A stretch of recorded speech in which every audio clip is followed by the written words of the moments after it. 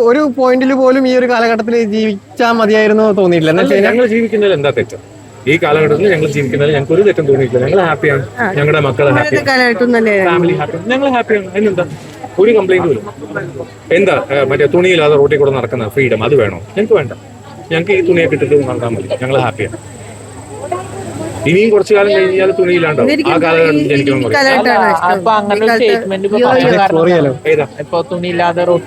അങ്ങനെയല്ല, അങ്ങനെ നടക്കുന്നതാണ് ഫാഷൻ എന്ന് പറയുന്ന ഒരു കാലഘട്ടത്തിലേക്ക് പോയിക്കൊണ്ടിരിക്കുക. അപ്പൊ ആ ഫാഷൻ എനിക്ക് താല്പര്യമില്ല. ഞാൻ ഞങ്ങളുടെ ഇതിൽ കറക്റ്റാണ്, ഞങ്ങൾ ഹാപ്പിയാണ്.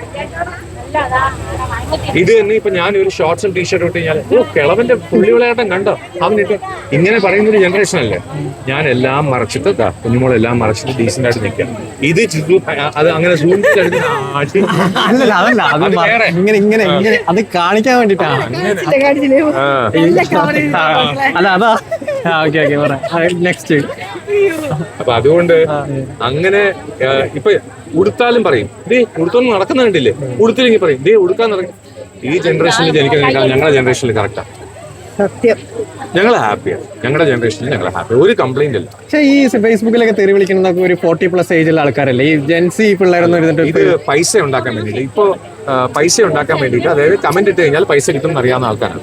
അത് 40 വയസ്സുള്ള ആൾക്കാരുണ്ട്, 36 വയസ്സുണ്ട്. ചെയ്യാൻ വേണ്ടി ഉള്ള ഇതാണ്. ഇപ്പൊ നമ്മുടെ മുമ്പിൽ ഒരു ഇൻസിഡന്റ് നടന്നില്ലേ, അത് മറ്റുള്ളവരുടെ മുമ്പിൽ ഒന്ന് ഷൈൻ ചെയ്യണം എന്നുള്ളത് കൊണ്ട് മാത്രമാണ്. അല്ലാണ്ട് ഇതിന് 2 അടിക്ക് കൂടി ചെയ്താൽ പിന്നെ കണക്കായി.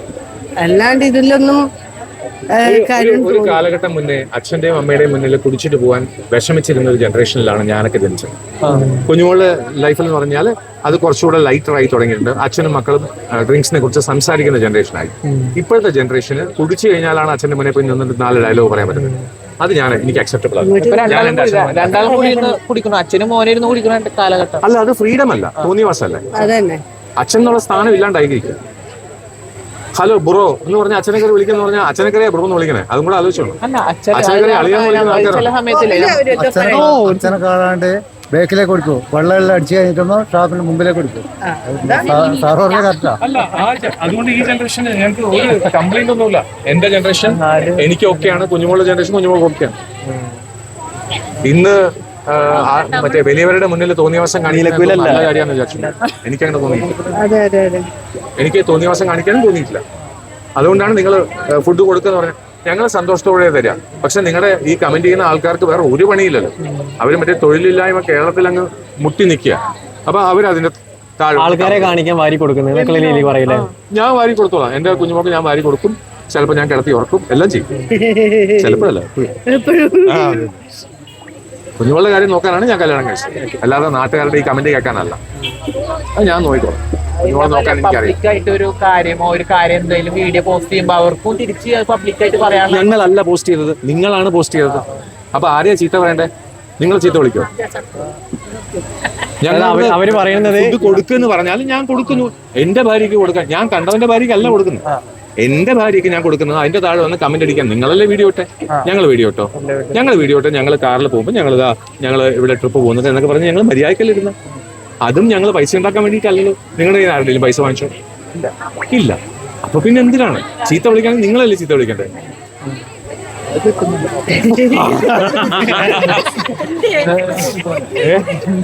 നമ്മൾ തുറന്ന് സംസാരിക്കണം എല്ലാ കാര്യങ്ങളും. തുറന്ന് സംസാരിക്കണം പറയും എല്ലാ കാര്യങ്ങളും. അങ്ങനെ ഇല്ല, ഞാൻ ഇങ്ങനെ ബട്ടൺ സെറ്റ് എടുത്ത് സംസാരിക്കും. കുറച്ചു കാലം ഞാൻ റേഡിയോയിൽ വർക്ക് ചെയ്തതാ, അതുകൊണ്ട് ഇങ്ങനെ വരുള്ളൂ. എനിക്ക് നല്ലതാ. ഞാൻ 2004 തൊട്ട് 2015 വരെ ആക്റ്റീവ് റേഡിയോയിൽ ലൈവായിട്ട് റേഡിയോ പൊക്കോട്ടിരുന്ന ആളാണ്. അതുകൊണ്ട് സംസാരിക്കുമ്പോൾ ഇങ്ങനെയൊക്കെ വരും. എനിക്ക് ഒത്തിരി ഇഷ്ടമുള്ള പ്രൊഫഷനാണ് റേഡിയോ. അപ്പൊ അതുകൊണ്ട് ഞാൻ അങ്ങനെ ഉരുളിക്കപ്പേരി പോലെ പറയുന്നുണ്ടെങ്കിൽ അത് മേ ബി എന്റെ പ്രൊഫഷന്റെ ഭാഗമായിരിക്കാം. ഇപ്പോ പൊതുകാര്യങ്ങളിൽ പ്രതികരിക്കുന്ന പരിപാടി നിർത്തി. പൊതുകാര്യങ്ങൾ പ്രതികരിക്കാം. ശരി, ഞാൻ പ്രതികരിക്കാം. ഞാൻ പല പ്രാവശ്യം ചോദിച്ചിട്ടുണ്ട്. എത്രയോ വർഷങ്ങൾക്ക് മുന്നേ തട്ടേക്കാടിലൊരു സംഭവം ഉണ്ടായി. എന്താ സംഭവം എന്ന് ഓർമ്മയുണ്ടോ? ഒരു ബോട്ട് പറഞ്ഞ് 42 കുട്ടികൾ മരിച്ചു. അതിന്റെ ലൈസൻസിങ് വരുമെന്ന് പറഞ്ഞു. അത് കഴിഞ്ഞ് ആരെങ്കിലും ചോദിച്ചോ? നിങ്ങൾ ആരെങ്കിലും ഒരു യൂട്യൂബർ ചോദിച്ചോ ആ ലൈസൻസിങ് എന്തുകൊണ്ട് വന്നില്ല എന്ന് ചോദിച്ചോ? ചോദിച്ചില്ലല്ലോ. ഇവിടെ റോഡ് പൊളിഞ്ഞു കിടക്കുന്നു, റോഡിൽ തെറിച്ചു പോയി ആൾക്കാർ പോയി ആക്സിഡന്റ് ആവുന്നു. ആരെങ്കിലും നിങ്ങൾ ചോദിച്ചോ എന്താ കാര്യം ചോദിച്ചോ? ഇല്ലല്ലോ. ഈ പൊതുകാര്യം എന്ന് പറഞ്ഞാൽ രാഹുൽ മാങ്കൂട്ടം മാത്രമാണ് പൊതുകാര്യം. വേറെ എത്രയും നല്ല പൊതുകാര്യങ്ങളുണ്ട്. ആ നല്ല കാര്യങ്ങളൊന്നും ചോദിക്കാതെ പൊതു കാര്യങ്ങളിൽ ഞാൻ പ്രതികരിക്കില്ലെന്ന് ചോദിച്ചു കഴിഞ്ഞാൽ ഞാൻ പ്രതികരിക്കും. പക്ഷേ എത്രയോ കാലം മുന്നേ നടന്ന സംഭവങ്ങൾ ഇപ്പോഴും പെരുമൺ ദുരന്തം മുഴുവനായിട്ട് എൻക്വയറി കഴിഞ്ഞു എന്ന് ചോദിച്ചു കഴിഞ്ഞാൽ ചിലപ്പോൾ ഇല്ലാന്ന് പറയും. അല്ല, ഇതിന്റെ രണ്ടിന്റെ ഇന്റൻസിറ്റി വ്യത്യാസം ഉണ്ടല്ലോ. ഒരു നേതാവിന് വേണ്ട ക്വാളിറ്റി വേറെയാണ്, ഒരു ഇൻസിഡന്റ് വേറെയാണ്. ആരാണ് എലക്ട് ചെയ്തത്? ആരാ എലക്ട് ചെയ്തത്? ഞാനല്ലല്ലോ. ഞാൻ 2004 തൊട്ട് ഇപ്പൊ വരെ ഞാൻ പ്രവാസി ആയത് കാരണം എനിക്ക് വോട്ടില്ല. അപ്പൊ ഞാൻ വോട്ട് ചെയ്തിട്ടില്ല. അത് ഞാൻ റെസ്പോൺസിബിലിറ്റി ഒഴിഞ്ഞു മാറുകയല്ല. വോട്ട് ചെയ്ത ഓരോ ആൾക്കാരും ആലോചിക്കണം, ഇങ്ങനെയാണോ വോട്ട് ചെയ്യുന്നതെന്ന് ആലോചിക്കണം. അത് പൊതുകാര്യം പ്രവർത്തിക്കുന്നൊന്നുമല്ല, ഞാൻ നോർമലായിട്ട് പറയുന്നതാ. ഒരാളെ നമ്മൾ എലക്ട് ചെയ്യുമ്പോൾ നമ്മളാണ് റെസ്പോൺസിബിൾ. പിന്നെ കുറ്റം പറഞ്ഞിട്ട് എന്ത് കാര്യം അല്ലേ? ഇല്ല. ഇപ്പൊ നമുക്കൊരു ഒരു അമെന്റ്മെന്റ് കൊണ്ടുവരാം. ആരും ചെയ്യില്ല. ഒരു അമെന്റ്മെന്റ് കൊണ്ടുവരാം. ഒരാൾ തെറ്റ് ചെയ്ത് കഴിഞ്ഞാൽ ജനങ്ങൾക്ക് തിരിച്ചു വിളിക്കാനുള്ള റീകോളിങ്ങിന് വേണ്ടിയിട്ടുള്ള അമെന്റ്മെന്റ് കൊണ്ടുവരാം. ചെയ്യുന്നുണ്ടോ? ചെയ്യില്ല. ഒരു ഇതല്ലേ ഉള്ളൂ, ഓർഡിനൻസിലേ ഉള്ളൂ.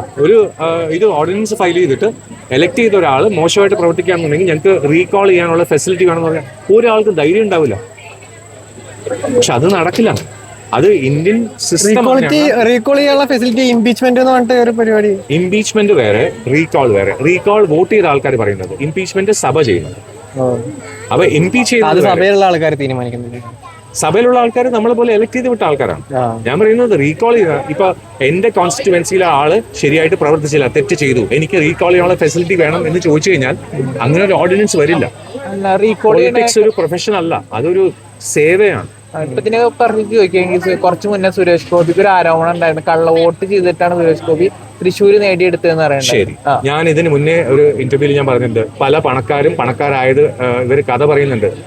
അവൻ കള്ളക്കടത്ത് ചെയ്തിട്ടാണ് ഇത്, അവൻ റോട്ടിൽ നിന്നപ്പോ അവന് പെട്ടി കിട്ടി. എന്നാ റോട്ടിൽ പോയി നിൽക്കി, ആ പെട്ടി വന്ന് വീഴട്ടെ, നീയും പണക്കാരനായി കാണിക്ക്. അത് ചെയ്യില്ല. എന്തെങ്കിലും ചെയ്ത ആൾക്കാരെ കുറ്റപ്പെടുത്താൻ. ഇപ്പൊ ഞങ്ങള് കല്യാണം കഴിച്ചു, അതിനെയല്ലേ കുറ്റപ്പെടുത്തുന്നത്? കല്യാണം കഴിക്കാതെ കറങ്ങി നടക്കുന്ന പല ഹോട്ടൽ റൂമിൽ പോകുന്ന ആൾക്കാരെ അവരെ ഒന്നും പറയാതെ ഞങ്ങൾ കല്യാണം കഴിച്ചാണോ തെറ്റ്?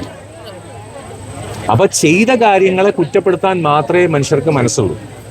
പക്ഷെ ഇപ്പോഴത്തെ ട്രെൻഡ് അതാണ് പറയുന്നത്. അതാ പ്രശ്നം. ഇപ്പോഴത്തെ ട്രെൻഡോ? അങ്ങനെ ഇപ്പോഴത്തെ ട്രെൻഡ് എന്ന് പറഞ്ഞാൽ പ്രാന്താശുപത്രി കിടക്കുന്ന ട്രെൻഡ് എന്ന് പറഞ്ഞാൽ നമ്മൾ പോയി കിടക്കുവോ? എന്തിനാ വെറുതെ ട്രെൻഡ് എന്നൊന്നും പറയല്ലേ. ഈ ആൾക്കാർക്ക് സിനിമയ്ക്ക് ട്രെൻഡ് ഉണ്ട്, ജനങ്ങൾ കാണാൻ ആഗ്രഹിക്കുന്നത് അല്ല. ഞാൻ ജെൻസിയെ അല്ല, എല്ലാ കാലഘട്ടത്തിലും ഏറ്റവും ലേറ്റസ്റ്റ് ആയിട്ട് ജനറേഷൻ ജെൻസി ആണ്. ഞങ്ങളും ഒരു കാലത്ത് ജെൻസി ആയിരുന്നു. ഞങ്ങൾ കഴിഞ്ഞ അടുത്ത തലമുറ വന്നു കഴിഞ്ഞാൽ ജെൻസി മാറി, അത്രേ ഉള്ളൂ. ഒരു ബ്രാൻഡിങ് പോലും ശരിയല്ല. ഇപ്പോ എല്ലാവരും പറയുന്നുണ്ട് റസൂൽ പൂക്കുറ്റി, റസൂൽക്ക് കഴിഞ്ഞിട്ടുള്ള സിനിമ, അതിന് മുന്നേ ഉള്ള സിനിമ, സൗണ്ടിലുള്ള ഡിഫറൻസ് എന്നൊക്കെ പറയുന്നു. പടയോട്ടം സിനിമ കണ്ടിട്ടുണ്ടോ? സിനിമാ സ്കോപ്പിൽ ഇത്രയും സൗണ്ട് ഗംഭീരമായിട്ട് ചെയ്തിട്ടുള്ള വേറെ സിനിമയില്ല. അതിന് മുന്നേ ഒരു കാലഘട്ടം ഉണ്ടായിരുന്നു. വിട്ലാചാര്യ എന്ന് പറഞ്ഞൊരു ഡയറക്ടർ ഉണ്ടായിരുന്നു. വിട്ലാചാര്യയുടെ ഹൊറർ മൂവീസ് കാണണം. നമുക്ക് CG ഒക്കെ വരുന്നതിന് മുന്നേ ഇവരൊക്കെ ഇതൊക്കെ ചെയ്തിട്ടുണ്ട്. എല്ലാ കാലഘട്ടത്തിലും ഒരു ജെൻസി ഉണ്ടായിട്ടുണ്ട്. നമ്മളും ഒരു കാലത്ത് ജെൻസി ആയിരുന്നു. ഇപ്പൊ പുതിയ ജെൻസി അവർ പേര് വിളിക്കുന്നു, അത്രയേ ഉള്ളൂ. നമ്മൾ തിന്നത് ലഡ്ഡു ആണെന്ന് അറിയാതെ നമ്മൾ കഴിച്ചു. അവര് ലഡ്ഡു എന്ന് പേര് വെച്ചിട്ട് കഴിക്കുന്നു. നാളെ അത് ലാഡ്സ് എന്ന് പറഞ്ഞ് വേറെ സാധനം ആക്കും. അതിന് അതേ സാധനമാണ്. പഴയ വീഞ്ഞ പുതിയ കുപ്പിയില്ല, അത്രയും. ഇപ്പൊ രാഹുൽ മാങ്കൂട്ടത്തിനെതിരെ വന്ന ഒരു ലൈംഗികാധിക്രമ പരാതി ഉണ്ടല്ലോ, അതില് അല്ല എന്നാലും എന്താ ഈ പത്രമാധ്യമങ്ങൾ മാധ്യമങ്ങളിൽ കാണുമ്പോ ഞാൻ ഇൻവോൾവ് അല്ലാന്ന്, ഞാൻ അതിൽ ഇൻവോൾവ് അല്ല. പിന്നെ എന്തിനാ എന്റെ അടുത്ത് ചോദിക്കുന്നത്? എന്നാലും ഇത്തരം കാര്യങ്ങൾ ചായക്കടയില് ഒരു പണിയില്ലാതെ രാവിലെ ചായ വാങ്ങിച്ചിട്ട് എറിഞ്ഞു പോയി ഇന്നലെ നടന്നത്. ഞാൻ അതല്ല, എനിക്കതിലില്ല. രാഹുൽ മാങ്കൂട്ടത്തിന്റെ രീതിയിൽ നമുക്ക് ഈ ന്യൂസും കാര്യങ്ങളും അല്ല പത്രം. ഞാനൊരു പൊളിറ്റീഷ്യൻ അല്ല അങ്ങനെ ഒരു കമന്റ് ചെയ്യാൻ.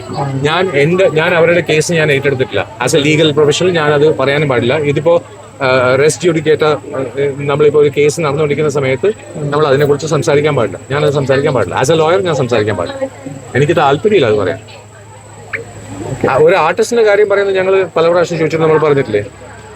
ലോയർ എന്നുള്ള രീതിയിലല്ല, അത് പൊതുജനം എന്നുള്ള രീതിയിൽ നമ്മൾ ന്യൂസുകൾ പൊതുജനം കേൾക്കുന്ന ന്യൂസ് സത്യമാണെന്ന് അവർക്ക് എങ്ങനെ? അതാ ഞാൻ ന്യൂസിനെതിരെ ഞാൻ പറയും. ഇവരിങ്ങനെ ന്യൂസ് കൊടുക്കുന്നത് 24 മണിക്കൂർ നമ്മൾ കണ്ടുകൊണ്ടിരിക്കുന്നു. ആൾക്കാർ ഇപ്പൊ നിങ്ങൾ കഷ്ടപ്പെട്ട് ഇവിടെ വന്ന് ന്യൂസ് എടുക്കുന്നു, നിങ്ങളുടെ ന്യൂസിനെ വളച്ചൊടിച്ച് വേറൊരാൾ ഇടുന്നു. നിങ്ങൾക്ക് എന്തെങ്കിലും ചെയ്യാൻ പറ്റുന്നുണ്ടോ? പറ്റുന്നില്ല. അപ്പൊ അതേപോലെ ഈ കാലഘട്ടത്തിൽ എന്ത് ആരോപണം വന്നാലും എ എന്ന് പറയുന്നത് ഭയങ്കര സിമ്പിൾ ആയിട്ടുള്ള വാക്കാണ്. അപ്പൊ പണ്ട് ഐ എന്ന് പറഞ്ഞോണ്ടിരുന്നു, ഇപ്പൊ എ എന്ന് പറഞ്ഞു. പണ്ട് എന്തെടുത്താലും ഐ ഇപ്പൊ എല്ലാം എ അത്രയും ചെറിയ മാറ്റം തിരിച്ചിട്ടതാണ്. ഉരുളക്കുപ്പേരിയിലെ ഉരുളക്കുപ്പേരി എന്തിനാ ഉരുളക്കുപ്പേരി? ഉപ്പേരി മാത്രമായിട്ടും കഴിക്കാലോ. ഉരുള കഴിക്കുമ്പോ ഉരുള കഴിക്കുക, അതിനിടയ്ക്ക് ഉപ്പേരി കുത്തി കയറ്റരുത്.